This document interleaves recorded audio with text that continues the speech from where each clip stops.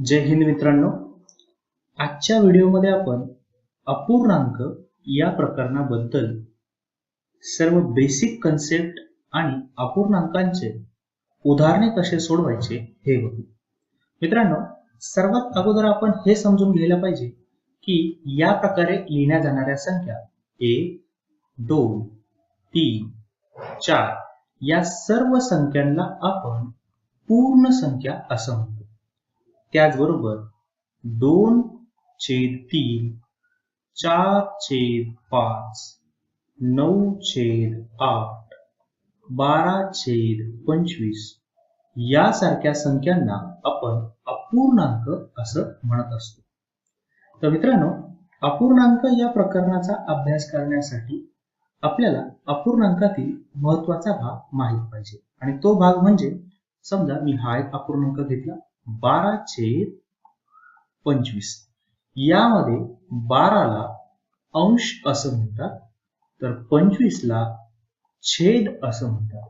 मित्रांनो, खूप महत्त्वाची गोष्ट इथे सांगतो आहे, ती अतिशय काळजीपूर्वक लक्ष देऊन ऐका।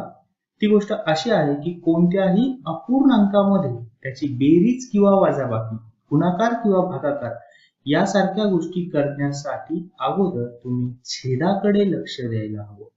छेद हा अपूर्णांकातील अतिशय महत्त्वाचा घटक असतो, कारण छेदाच्याच साहाय्याने आपल्याला अपूर्णांकाच्या बेरीज वजाबाकी यासारख्या क्रिया करता येत असतात। अपूर्णांकात आपण छेद हा किती महत्त्वाचा आहे हे आपण काही उदाहरणांद्वारे बघू। सगळ्यात अगोदर आपण मात्र ही गोष्ट लक्षात ठेवू की अपूर्णांक दिलेला असेल तर त्यातली वरची संख्या याला आपण अंश असे म्हणतो आणि खालची संख्या याला छेद असे म्हणतो। मित्रांनो, बघूया आता अपूर्णांकाची बेरीज कशी करायची असते। समजा माझ्याकडे हा एक अपूर्णांक दिलेला आहे 3/5 आणि दुसरा अपूर्णांक माझ्याकडे दिलेला आहे 6/5। मला या दोन अपूर्णांकाची बेरीज करायची आहे। ज्या प्रकारे मी आधीच सांगितलं की अपूर्णांकाच्या क्रिया करण्यासाठी अगोदर आपण छेदाकडे लक्ष दिलं पाहिजे। मी या दोन्ही अपूर्णांकाच्या छेदाकडे लक्ष देतो। दोघांचाही छेद 5 आहे। जर दोन्ही अपूर्णांकाचा छेद 5 असेल म्हणजे समान असेल तर अपूर्णांकाची बेरीज करणं अतिशय सोपं जातं। मित्रांनो, मी सध्या तुम्हाला अपूर्णांकाची बेरीज समान छेद असताना कशी करायची हे सांगतो आहे। समान छेद असेल तर जो समान छेद आहे तो लिहून घ्यायचा आहे आणि फक्त अंशाची बेरीज करायची आहे। बस या प्रकारे तुम्ही अपूर्णांकाची बेरीज करू शकता। या ठिकाणी माझं उत्तर येईल 9/5। मित्रांनो, पुन्हा एकदा सांगतो, जर समान छेद असेल तर तो छेद लिहायचा आहे आणि फक्त अंशाची बेरीज करायची आहे। या प्रकारे तुम्ही अपूर्णांकाची बेरीज करू शकता। आपण अजून एखादं त्याच प्रकारे उदाहरण घेऊ। उदाहरणार्थ माझ्याकडे आहे 2/8 अधिक 3/8। पुन्हा हे उदाहरण सोडवताना मी लक्ष देणार आहे की दोघांचा छेद समान आहे की नाही। मित्रांनो, या ठिकाणी दोन्ही अपूर्णांकाचा छेद समान आहे म्हणून मी ही बेरीज करताना समान छेद लिहिणार आणि त्यांच्या अंशाची बेरीज करणार, जी की आहे 2 अधिक 3। आपलं उत्तर मिळालेलं आहे, जे आहे 5/8। या प्रकारे तुम्ही अपूर्णांकाची बेरीज करू शकता, मात्र त्यासाठी समान छेद असणं गरजेचं आहे। पण मित्रांनो, जर समजा तुम्हाला असं उदाहरण दिलं ज्यामध्ये छेद समान नसेल तर समान छेद नसेल तर जर तुम्हाला अपूर्णांकाची बेरीज करायची आहे आणि छेद समान नसेल तर काय करायचं? खूप सिंपल आहे। छेद समान नसेल तर तो समान करून घ्यायचा आहे। छेद समान करून घ्यायचा आणि उदाहरण सोडवायचं आहे। आता छेद समान कसा करायचा हे या ठिकाणी खूप महत्त्वाचं आहे। हे समजून घेण्यासाठी आपण एक उदाहरण घेऊ। जर छेद समान नसेल तर काय करायचं? माझ्याकडे दोन अपूर्णांक आहेत। उदाहरणार्थ 3/5 आणि माझा दुसरा अपूर्णांक आहे 6/15। मित्रांनो, मला या दोन अपूर्णांकाची बेरीज करायची आहे। आधीच सांगितल्याप्रमाणे मी या दोन्ही अपूर्णांकाच्या छेदाकडे लक्ष देईल। याचा छेद 5 आहे, याचा छेद 15 आहे। दोघांचा छेद समान आहे का? या ठिकाणी दोघांचा छेद समान नाही. जर समान छेद नसेल तर काय करायचंय? आपल्याला हा छेद समान करून घ्यायचा आहे. या ठिकाणी अतिशय काळजीपूर्वक लक्ष द्या की छेद समान कसा करायचा असतो. मित्रांनो, त्या टेक्निकल गोष्टी सोडून द्या, जसं की समान छेदासाठी लसावी घ्या, मसावी घ्या, याने याला गुणा, याने याला भागा. तसं बिलकुल करायचं नाही. अतिशय सोपं आहे, त्याकडे फक्त फोकस करा. माझा पहिला छेद आहे 5, दुसरा छेद आहे 15. मित्रांनो, छेद समान करण्यासाठी मी सरळ सरळ अशी संख्या निवडणार आहे की जी 5च्या पाड्यात आहे आणि 15च्याही पाड्यामध्ये आहे. म्हणजे मला अशी संख्या निवडायची आहे जी या 5 आणि 15च्या पाड्यात आहे आणि त्या संख्येला मी माझ्या नवीन अपूर्णांकाचा छेद बनवणार आहे. छेद समान नाहीये म्हणून मी त्या संख्येने छेद समान करणार आहे. मात्र आपल्याला अशी संख्या शोधायची आहे जी 5च्या पण पाड्यामध्ये आहे आणि 15च्याही पाड्यामध्ये आहे. तर मी 5चा पाडा लिहितो. 5 एक 5, 5 गुणे 10, 5 त्रिक 15, 5 चोक 20. 15चा पाडा लिहितो. 15 एक 15, 15 दुणे 30. मित्रांनो, या ठिकाणी माझ्या लक्षात येते की 15 हा दोन्ही पाड्यामध्ये आहे. म्हणजे मला ती संख्या मिळाली आहे की जिच्या साहाय्याने मी छेद समान करू शकतो. बरोबर. आता जर माझा छेद समान झाला आहे तर हे गणित अतिशय सोपं आहे. सोडवणं अतिशय सोपं झालेलं आहे. बघूया आपण हे गणित सोडवूया कशा प्रकारे सुटेल. तर माझ्याकडे इथे 5 आहे. मला छेद समान म्हणजे किती करायचं आहे? 15 करायचं आहे. तर 5ला कितीनं गुणलं म्हणजे माझं उत्तर 15 येईल? तर 3 ने गुणलं तर माझं उत्तर 15 येईल. आणि 15ला कितीने गुणलं तर माझं उत्तर 15 येईल? तर ऑब्वियस आहे, 1 ने गुणलं तर उत्तर 15 येईल. मित्रांनो, या ठिकाणी अजून एक लक्ष द्या. 5ला तुम्ही 15 करण्यासाठी 3 ने गुणता आहात. मग जर तुम्ही छेदाला 3 ने गुणत असाल तर अंशाला देखील तुम्हाला 3 ने गुणावं लागेल. त्याच प्रकारे इथे 15ला तुम्ही 15 करण्यासाठी 1 ने गुणत आहात. इथे देखील तुम्ही 1 ने गुणणार आहे. हे गणित आता सोडवणं अतिशय सोपं आहे. हा जो गुणाकार आहे हा मी एकदा लिहून घेतो आणि मग आपण हे कसं सोडवायचं ते बघूया. मी दोन्ही संख्यांचे, दोन्ही अपूर्णांकांचे छेद समान करून घेतलेले आहे. आता माझ्याकडे आहे 3 गुणिले 3 म्हणजे 9. भागाकारात 3 गुणिले 5 म्हणजे 15. माझा नवीन छेद 15 झालाय, तुम्ही बघू शकता. त्याचप्रमाणे 6 गुणिले 1 6 आणि 15 गुणिले 1 15. मित्रांनो, मी आधी सांगितलं होतं की छेद समान नसेल तर छेद समान करून घ्यायचे आहे. मित्रांनो, हे लक्षात घ्या, छेद समान कशी करायची. आपल्याला अशी संख्या निवडायची आहे जी संख्या दोन्ही संख्यांच्या पाड्यात असेल आणि ती संख्या शोधली की आपण त्या संख्येला कितीने गुणलं म्हणजे ती संख्या मिळेल याचा विचार करतो आणि दुसराही छेद त्या प्रकारे करतो. आता गणित अतिशय सोपं झालं आहे. छेद दोघांचेही समान आहे. समान छेद लिहून घेऊया आणि फक्त अंशाची बेरीज करू.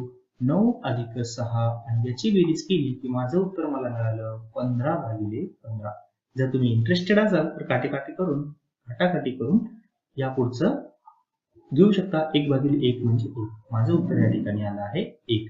मित्रांनो, अजून असं एक उदाहरण समजून सांगतो म्हणजे तुम्हाला छेद समान करून कसं सोडवायचं ते कळेल. आता समजा माझ्याकडे आहे 3 भागिले 8 आणि माझी दुसरी संख्या आहे 4 भागिले 12. आता मला याचं उत्तर शोधायचं आहे. मित्रांनो, छेद समान आहे का हा विचार करू. या ठिकाणी छेद 8 आहे, या ठिकाणी छेद 12 आहे. छेद समान नाही. छेद समान नसेल तर काय करायचं? छेद समान करून घ्यायची. छेद समान करण्याची पद्धत मी आधी सांगितली की लसावी मसावी सगळं आपण विसरून जाऊया थोड्या वेळासाठी. ज्यावेळेस आपण लसावी मसावी चॅप्टर घेऊ त्यावेळेस हे अजून सोपं जाईल. आता सध्या मात्र असं लक्षात ठेवा की छेद समान कशी करायची. मला अशी संख्या शोधायची आहे जी दोन्ही संख्यांच्या पाड्यामध्ये आहे. ती माझा नवीन छेद असणार आहे.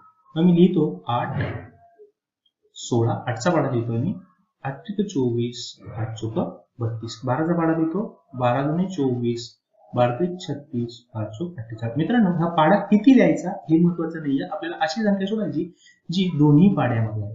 तुम्ही तर बघू शकता 8च्या पाड्यामध्ये मला 24 मिळालेले आहे आणि 12च्या पाड्यात देखील मला 24 मिळालेले आहे.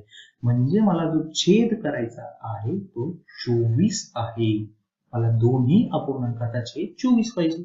मग 8ला कितीने गुणलं म्हणजे मला 24 मिळेल. तर 8ला 3 ने गुणलं तर 24 मिळेल. 12ला कितीने गुणलं म्हणजे 24 मिळेल, तर 12ला 2 ने गुणलं म्हणजे 24 मिळेल. आता मी जर छेदाला 3 ने गुणत असेल तर मला अंशाला देखील 3 ने गुणावं लागेल.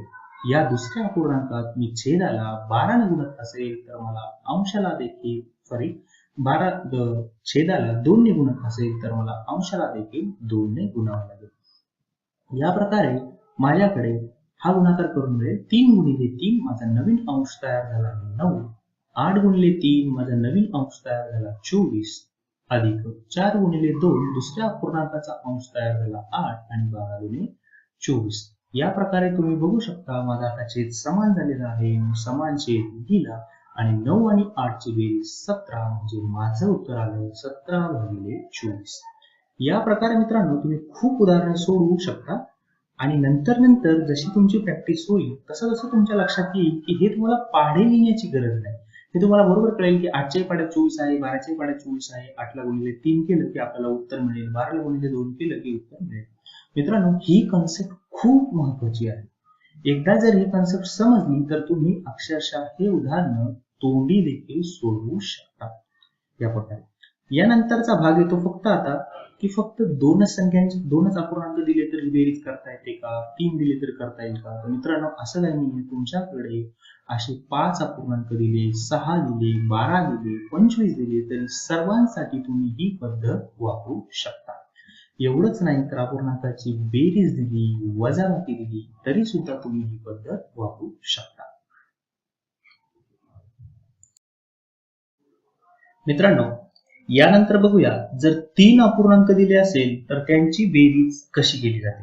उदाहरणार्थ माझ्याकडे आहे 1/3 अधिक 1/2 अधिक 5/4. सगळ्यात आपण अगोदर बघणार की यांचे छेद सारखे आहे का. इथं लक्षात येतं मित्रांनो कुठल्याही अपूर्णांकाचे छेद सारखे नाही. मग छेद सारखे करण्याची प्रोसेस मी आधीच सांगितलेली आहे. आपल्याला अशी संख्या निवडायची आहे जी 3, 2 आणि 4च्या पाड्यात आहे आणि ती संख्या आपण नवीन छेद म्हणून निवडणार आहोत. माझ्याकडे मी 3चा पाडा लिहितो, 2चा पाडा लिहितो आणि 4चा पाडा लिहितो. 3, 6, 9, 3 चौक 12, 3 पाशे 15, 3 स 18. 2चा पाडा लिहितो, 2 दुने 4, 2 त्रिक 6, 2 चौक 8, 2 पंच 10, 2 सती 12. 4चा पाडा लिहितो, 4 दुने 8, 4 त्रिक 12, 4 चौक 16, 4 पंच 20. 4 पंच 20. 4 त्रिक 12, 4 चौक 16 आणि 4 पंच 20. मित्रांनो यामध्ये माझ्या लक्षात येतं की कुठली संख्या सारखी आहे. तर इथे लक्षात येतं की इथे पण 12 आहे, 2च्या पाड्यातही 12 आहे आणि 4च्या पाड्यात पण 12 आहे. म्हणजे माझा नवीन छेद हा 12 असला पाहिजे. मग नवीन छेद 12 करण्यासाठी मला प्रोसेस करायला लागेल. मी सगळ्या संख्यांचे छेद 12 करण्याचा प्रयत्न करतो. या ठिकाणी 3चा 12 कसा करू. तर 3चा 12 करण्यासाठी मला त्याला 4 ने गुणायला लागेल. 2चा 12 कसा करू तर त्याला 6 ने गुणावं लागेल. 4चा 12 करण्यासाठी 3 ने गुणावं लागेल. ज्या संख्यांनी छेदाला गुणलं आहे त्याच संख्यांनी अंशालाही गुणायचं असतं. म्हणून मी यालाही 3 ने गुणलं, म्हणून वरती 3 ने गुणलं, इथे 6 ने गुणतो आणि इथे 4 ने गुणतो.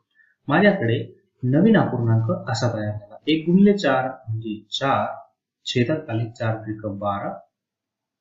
इथे 1 गुणिले 6 म्हणजे 6 आणि छेदात माझ्याकडे आले 12 आणि 5 त्रिक 15, छेदात माझ्याकडे आले 12.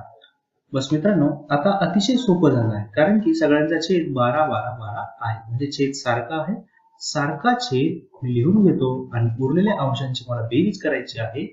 4 अधिक 6 अधिक 15 म्हणजे 6 आणि 4 10 आणि 15 25/12 माझं या प्रश्नाचं उत्तर आहे. या प्रकारे आपण अशी कितीही उदाहरणे सोडवू शकतो. यानंतर आपल्याला बघायचं आहे की अपूर्णांकाची बेरीज तर बघितली. यानंतर बघूया अपूर्णांकाची वजाबाकी कशी करायची आहे. अपूर्णांकाची वजाबाकी.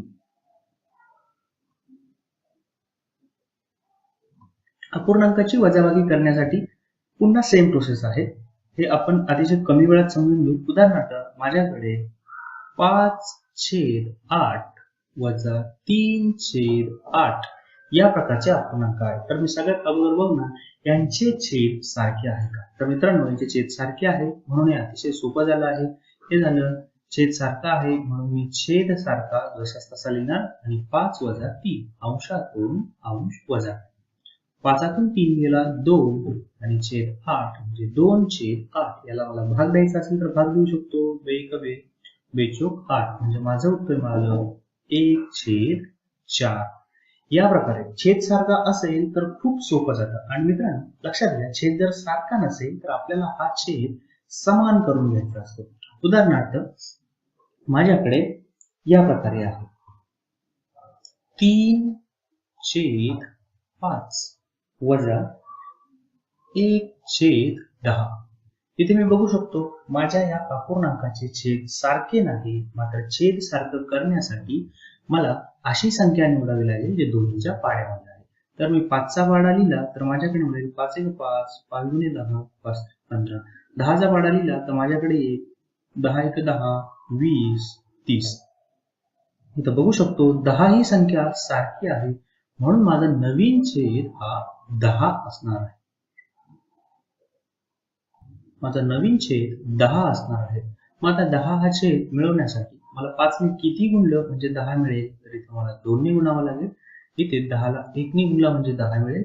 खाली पण 1 ने गुणला आहे म्हणून वरती 1 ने गुणावं लागेल आणि इथे खाली 2 ने गुणलं म्हणून वरती 2 ने गुणावं लागेल. माझे नवीन अंश येईल 6 छेद 5 × 2 10 वजा 1 × 1 म्हणजे 1 1/10.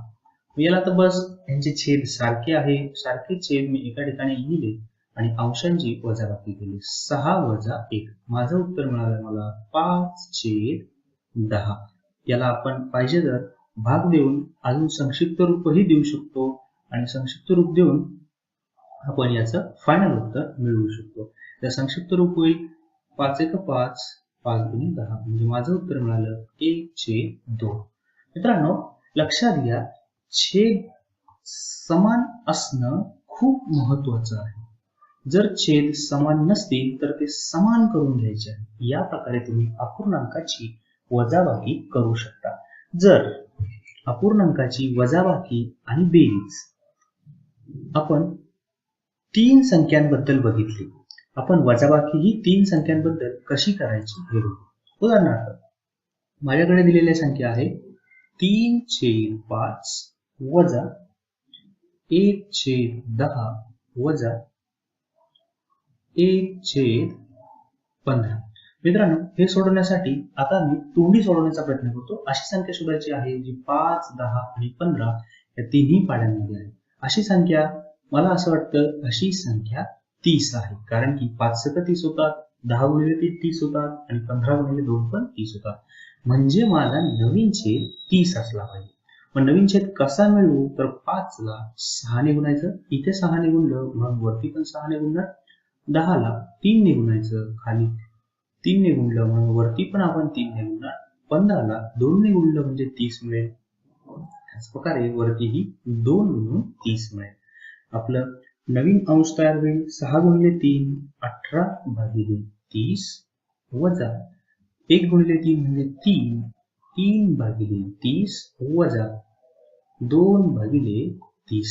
मित्रांनो इथे तुम्ही बघू शकता की सर्वांचे छेद सारखे झालेले आहेत. सारखे छेद पैकी मी एक छेद लिहितो आणि उरलेल्या अंशामध्ये वजाबाकी सांगितली म्हणून वजाबाकी करतो. माझं उत्तर मिळालं 18तून 3 गेले 15 15तून 2 गेले 17 17/30. या प्रकारे 3 अपूर्णांक असो 4 अपूर्णांक असो 5 अपूर्णांक असो आपण छेद समान करून त्यांची बेरीज आणि वजाबाकी करू शकतो. मित्रांनो बेरीज आणि वजाबाकी हाच पार्ट यामध्ये थोडासा अवघड आहे. यानंतरचा जो पार्ट आहे अपूर्णांकाचा गुणाकार आणि अपूर्णांकाचा भागाकार हा अतिशय सोपा भाग आहे. आपण तो देखील बघूया. अपूर्णांकाची बेरीज आणि वजाबाकी जितकी अवघड आहे तेवढा अपूर्णांकाचा गुणाकार अवघड नाही. इथे कुठलाही नियम लक्षात ठेवायचा नाही. जर गुणाकार सांगितला तर सरळ सरळ गुणाकारच करायचा आहे. उदाहरणार्थ माझ्याकडे दिलेले अपूर्णांक या प्रकारे आहे. 2/5 गुणिले 3/8. मित्रांनो, या ठिकाणी मला छेद सारखे आहे की नाही हे बघण्याची गरज नाही. गुणाकारामध्ये लक्षात घ्या, गुणाकार हा समोरासमोरी म्हणजे अंशाचा अंशाशी आणि छेदाचा छेदाशी गुणाकार होतो. म्हणजे हे उत्तर असं येईल 2 गुणिले 3 5 गुणिले 8 म्हणजे हे 6 आणि 40. अपूर्णांकाचा गुणाकार करताना अतिशय सोपी क्रिया आहे. अंशाचा अंशाशी गुणाकार करायचा आहे, छेदाचा छेदाशी गुणाकार करायचा आहे. आपण पहिलं उदाहरण घेतलं. आपण अजून एक उदाहरण बघू अपूर्णांकाचा गुणाकार. यामध्ये आपण 3 अपूर्णांक घेऊन बघू. 3/5 गुणिले 1/2 गुणिले 3/4.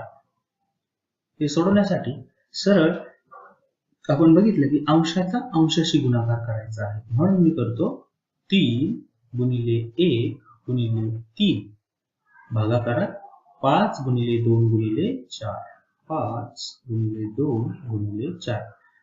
अपूर्णांकाचा गुणाकार अतिशय सोपा आहे. 3 गुणिले 1 3, 3 गुणिले 3 9 आणि 5 गुणिले 2 10, 10 गुणिले 4 40, 9/40. या प्रकारे अपूर्णांकाचा गुणाकार अतिशय सोप्या प्रकारे आपण करू शकतो.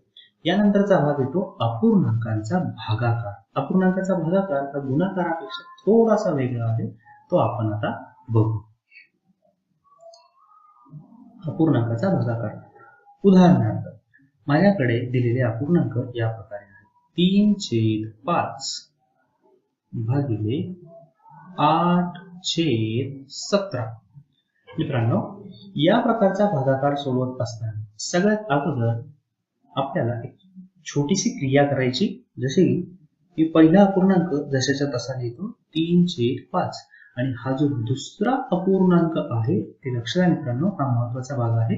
हा दुसरा अपूर्णांक मी उलटा लिहितो. उदाहरणार्थ 8/17 आहे तर मी तो 17/8 लिहिला आहे या प्रकारे.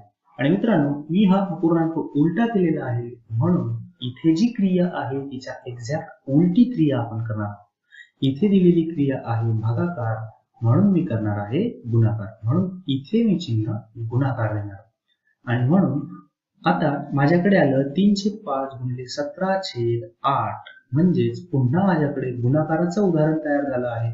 आणि गुणाकार आपल्याला माहिती आहे समोरासमोरील संख्यांचा समोरासमोरील अंशाचा छेदांचा गुणाकार करायचा आहे. म्हणून मी करू शकतो 3 गुणिले 17 भागिले 5 गुणिले 8. त्याचं उत्तर होईल 17 गुणिले 3 51 आणि 5 गुणिले 8 40.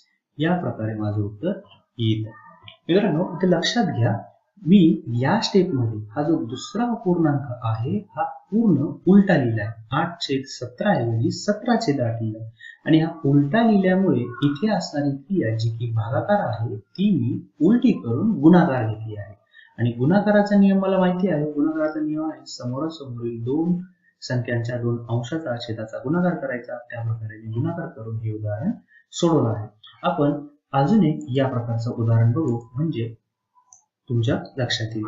माझ्याकडे 3/8 भागिले 2/16 या प्रकारे दिला आहे. मित्रांनो, अतिशय सोपं गणित आहे. त्याला आपण असं करू, पहिला अपूर्णांक जशाच तसा 3/8. दुसरा अपूर्णांक मी लिहिताना उलटा लिहिणार 16/2. आणि इथं मी अपूर्णांक उलटा केलेला आहे त्यामुळे इथे असलेली क्रिया देखील मी उलटी करणार आहे. आणि जी भागाकाराची उलटी क्रिया विरुद्ध क्रिया गुणाकार आहे ती मी केलेली आहे. आता हे उदाहरण गुणाकाराचं तयार आहे. 3/8 गुणिले 16/2. याला मी समोरासमोरील अंशाचा छेदाचा गुणाकार त्या प्रकारे करतो. 3 गुणिले 16 भागिले 8 गुणिले 2 जे झालं 48 भागिले 16. आणि याचं उत्तर आपण काढू शकतो. 16 ने जर भाग दिला तर 16 × 16 16 48 म्हणजे माझं उत्तर मिळालं 3. या प्रकारे तुम्ही अपूर्णांकाचा भागाकार देखील सोडवू शकता. मित्रांनो, आजच्या भागामध्ये आपण फक्त अपूर्णांकाची बेरीज, वजाबाकी, गुणाकार, भागाकार इतकाच भाग बघितलेला आहे आणि ह्या भागामध्ये सर्वात महत्वाचं म्हणजे बेरीज आणि वजाबाकी असेल तर तुम्हाला छेदावरती लक्ष द्यायचं आहे. छेद सारखा करून गणित सोडवायचं आहे. ही सगळ्यात सोपी आणि महत्वाची पद्धत आहे. आणि दुसरं, जर गुणाकार आणि भागाकार असेल तर गुणाकारामध्ये समोरासमोरील अंशाचा छेदाचा गुणाकार होतो आणि भागाकारामध्ये आपल्याला दुसरा अपूर्णांक उलटा करून त्याची विरुद्ध क्रिया मध्ये लिहायची आहे आणि त्या प्रकारे पुन्हा ते भागाकाराचं गणित गुणाकारामध्ये घेऊन उदाहरण सोडवायचं आहे. या प्रकारे आपण आजच्या भागामध्ये अपूर्णांकाची बेरीज, वजाबाकी, गुणाकार आणि भागाकार यासारख्या क्रिया बघितल्या. मित्रांनो, तुम्हाला काही गणिते सोडवायला देतो, त्या गणितांचा तुम्ही अभ्यास करा आणि तुम्ही आज शिकलेले तुमच्या परफेक्ट लक्षात आहे का हे बघा. गणित याप्रमाणे आहे.